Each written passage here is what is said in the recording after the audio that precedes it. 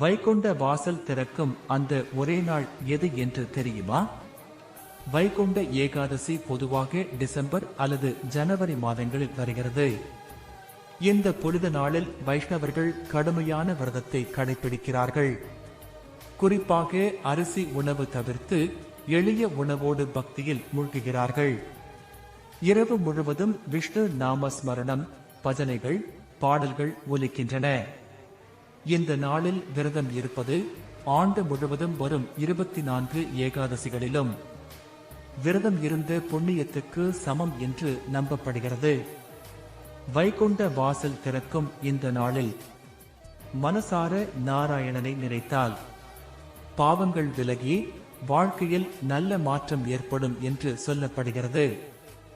இன்று எடுத்து ஒரு விரதம் உங்கள் வாழ்க்கையை ஒளியால் நிரப்பும்.